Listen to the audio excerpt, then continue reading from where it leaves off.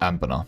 A very popular request for places for me to stack modifiers. But the issue is, well, it's a mod. And granted, my videos can give the impression that vanilla is some kind of overpowered playground where you can construct super broken things every playthrough. But in truth, a lot of the fun is in the limitations. Things like end tags, conditional modifiers, and other restrictions mean that actually it tends to be quite painful to get most things to 100% reductions. However, while Anbennar and other well-developed mods tend to at least try to be balanced, that is not always the case. I'm looking at you, Antebellum, and that minus 10% dev cost advisor. But as a point of demonstration, today I'm going to be routing something stupid. Over 100% all power cost, something inconceivable in vanilla. But here in Anbennar, well, let's just say they are more generous with unique modifiers. That is a good thing, I want to be clear. That as to the uniqueness of the countries, and honestly, I think that Anbennar can be treated as a gold standard for how big mods should be run. But at the same time, I hope after what I show you today, you understand why I don't usually do modifier stacking runs in mods. Nothing against Anbennar. In fact, I'm a big fan of the mod itself, and I've played quite a few hours in it. I'm not just saying that for relatability. Let's pop into my current Anbennar campaign. So here we are in Anbennar. This has been played on the current bid bucket. I'm also playing with Xrome AI and the Xrome AI Anbennar compatibility patch. So we are on the same page. Xrome AI works by making the AI a lot better at developing, building up their armies, and, well, actually fighting. You can tell because countries like this Laurent are running around with 500,000 troops. They're around 1 million before I beat them up earlier, as you can tell by the truce. But if we zoom out in the rest of the world, you can start seeing the other mega tags running around with their ridiculous amounts of troop counts. Looking at you, Dahao, and your almost 1 million troop counts. But again, there's a lot of other consolidated tags with some pretty impressive militaries. I've also not been slacking around. I have a reasonably sized economy, could be doing a bit better. I've only recently moved my trade and capital into the Ammon cost node, but I'm unable to retain full control of it. So that's something I've been working on. However, I still have a reasonably sized army and a decent amount of morale and discipline to boot. You can tell that I'm having to fight properly. I have full cannon back rows and proper reinforcement stacks. Now, is this some super optimal run? No. In fact, I lost a coalition war earlier. It was a pretty fun war, but losing a war can't really go in hand with some super sweaty over the top run. And as you can tell by my lack of admin efficiency stacking and honestly complete lack of absolutism, you can probably tell that I'm not exactly going for a world conquest here. With that being said, I would still recommend Xrome AI and the Anbennar AI Xrome AI compatibility patch for anyone interested in a more challenging experience in single player, because in this case I find that the AI tends to actually fight back, and it makes sense to take military idea groups and not just completely neglect them to take diplomatic and administrative every single time. I've still taken administrative here, but that was mostly for the gov cap, and I'm a big fan of the reinforcement sweep policy with administrative quality. Anyway, with that preamble out of the way, back to the route. We have a pretty simple goal ahead of us. We want to get to over 100% all power cost reduction. Now, once I get over the margin and exhaust all the modifiers I'm aware of, I'm going to call it there. This is Anbennar. There are going to be random sources of all power costs that I will miss, but I'm still curious about them. So if you happen to know a modifier that 1, I missed, and 2, I could still get in this run, bearing in mind end tag limitations and culture limitations, all that, do let me know in the comments. With that said, we're not running standard setup. We're running a current patch 1.36.3 Anbennar mod, and since we're breaking that taboo, let's go further. We're going to be playing a custom nation, and actually it's not a mod, so it's not going to be IMAN compatible. Looking great so far, let's go. So here we are in Anbennar yet again, this time not on the bid bucket, and before we begin, a like would be appreciated, and a subscription will be amazing if you haven't already. With all that self-chilling out of the way, we need to start as a custom nation, of course. Now I just quickly threw together a custom nation in this area over here. We want to not take these 2 provinces. We'll get over why in a little bit. It's a little surprise tool that will help us later if you say so myself. And hey, feel free to grab the full state. Have that nice and ready. You can have your nice little empire over here looking great. First things first, because why wouldn't you? You want to start with a 666. And another thing that's going to make our life a bit easier, otherwise you'd have to wait and try and get one, and it's a bit of effort, is to actually start as a powerful mage. This is one of the unique Anbennar fun and games things where basically the guy in charge of your country is literally, well, a powerful mage. The next trade doesn't really matter. In fact, make your current ruler as young as possible if you're doing this yourself in your own run, because you want this guy around for a while, at least long enough to either become functionally immortal or make any magical offspring. Now, after this, we want to change the government, and this is where it gets interesting. There's a fun theocracy over there in the east. They have this government at the start, so if you want to avoid custom nations, you can technically play as them. We're just going to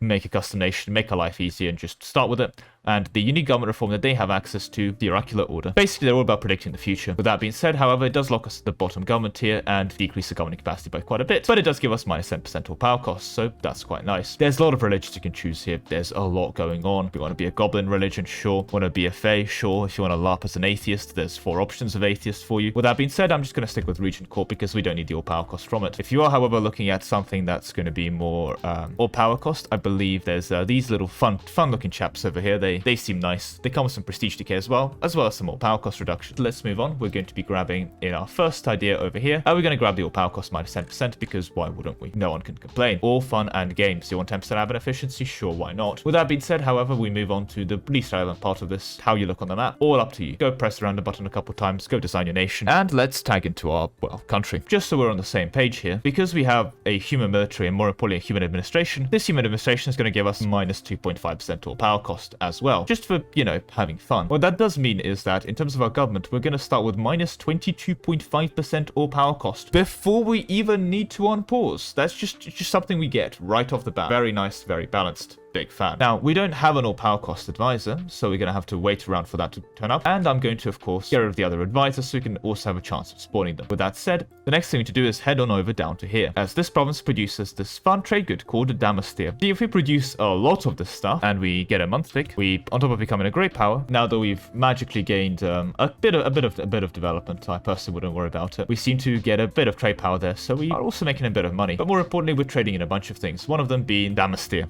for minus 5 all power cost reduction. So far, so good, but of course it's going to get better. So you can head on down to our mages and give them pretty much whatever they want. See, at the moment, our mages are giving us, well, minus 7.5 all power cost because they're at 40 influence. But if we can get it up to 60, something interesting is going to happen. This is going to go up to, well, minus 10 all power cost. Let's grab our all power cost advisor as well, and we should be at around 40% all power cost. We're currently at 37.5 because our mages aren't that influential. Anyway, did a bit of finicky over here, had to jump forward in time a bit, but I've got the mage influence up enough for its minus 10 all power cost. It's going to be a bit of effort for you. The easiest way for you to do it that I would recommend is grab the nobility privilege, give them about every privilege you can, and keep summoning the diet. But now we're looking at 40% all power cost, which is already really nice, but of course we can take it further. The 100% innovativeness helps by getting another minus 10 all power cost, but we can go ahead and combine that with Golden Age, which is going to give us another minus 10 all power cost. So we're already sitting at a pretty impressive minus 60%, but there's a bit more that we can get. For that, we're going to need to employ a certain country we conveniently left alive. See, I've always called this country Magestrum. Unfortunately, I recently overcame my crippling illiteracy, and I realized that there's actually a couple more letters going in there, and unlike real countries where I can just ask someone from there how to pronounce it, it's a bit more difficult for this one. So if I can't ask someone from there, it's time to go on a journey. So first things first, let's head on over and ask Dragoon. Hey Dragoon, how do you pronounce this? Magisterium. Perfect, thank you, of course. So hey, the student, how do you pronounce this? Magisterium. Fair enough, thank you. Well, I guess it's always a good idea to grab a third opinion. Can't hurt. Hey, Playmaker, how do you pronounce this? Looks like magic serum.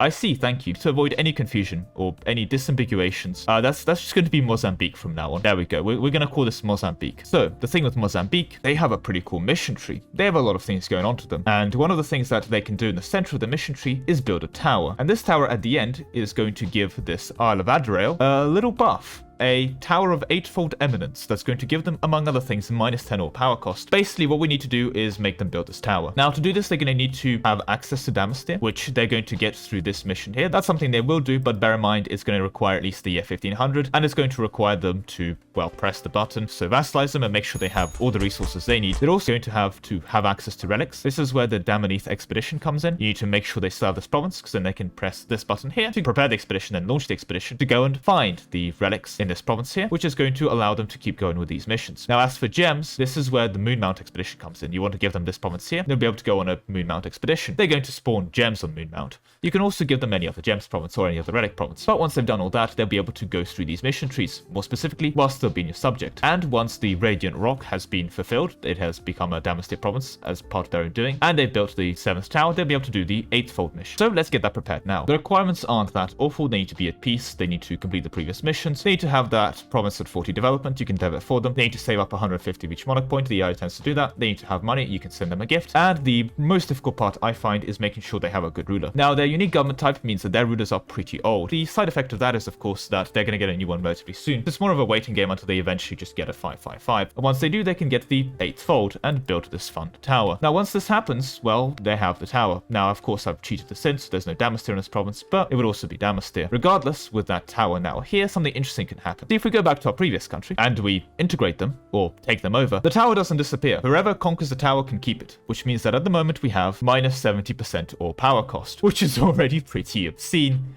But of course, we're going to make it better. And this is where our final step comes in. See, this is the reason we were a powerful mage the whole time. As a ruler, we have a bunch of abilities. Proficiency in abjuration and conjuration, and quite luckily, we tend to be legendary divination. I'm really lucky here, actually. If you're not legendary divination yourself, you're going to have to go and train that. Basically, select divination and go study magic. I, of course, can't study magic because I'm already the best at it. And this is where the fun comes in. We need to do this spell here. This has 2 options and 2 outcomes. We can potentially get magical madness with a 1% chance, giving us 66% ore power cost until the death of the guy, and we lose 6 of each monarch point, or 99% of the time we gain minus 33% ore power costs for a year. One could say it is the ultimate gamble. Now, I could press the button, but it could also ruin everything if I have the 1% chance of not happening it. So instead, what I'm going to do is use some console command shenanigans to just give me the modifier instead, because I can't do that. Screw you. With that being said, once I have cast it successfully, and again, it's a bit of a gamble, so be careful, we're going to hit something very interesting. We're going to have minus 103% ore power cost. Ignoring the fact that tech cost is now ridiculously cheap, the main thing that becomes is the game does not expect us to have this much ore power cost. Consider, for example, our army at the moment. Well, because of the ore power cost, each general only costs us 5 mil. It's actually capped at 5. Unfortunately, we don't profit mil every time we burn this. But what this does mean is that,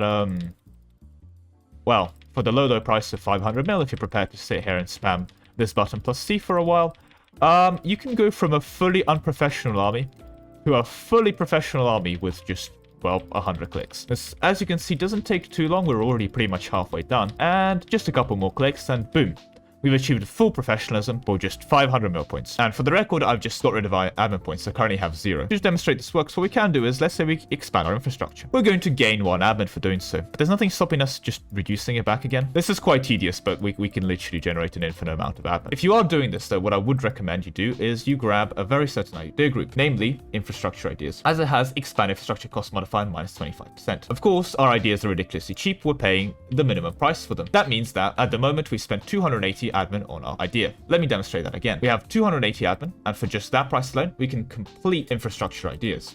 But what is fascinating with that is that even though we're on 0 admin now, if we were to delete it, we get a full refund. So we could just have whatever ideas we want, delete them, run quantity ideas while we recover our manpower, switch all of them over to quality by the time we go into a battle, etc, etc, etc. Whatever you can do, all these ideas are your oysters. Flip them around as much as you want. But the reason, again, I'm mentioning infrastructure ideas is, well, we get a further discount to expand administration. And by further discount, I mean we get 14 admin every time we press the button now. This is why they cap modifiers. People ask, like, oh, why? Well, if shock damage received wasn't capped, the way the formula works is that you would just gain men in the battle. Like, your army would increase in size. Very fun, very broken. Can recommend. And honestly, if we're already using custom nations, there's not exactly too much ore power cost shenanigans which we can do. The only temporary buff that we can really get is the golden age, and that's going to last for 50 years anyway. Bear in mind, you're going to have to gamble for the realm magic foresight every time you do this, because it does only last for a year, but it's a 99% chance of success anyway, so you should really be fine. Well, that all being said and done, that's all I have time for you today. Thank you very much for watching, and I'll see you in the next one. Goodbye.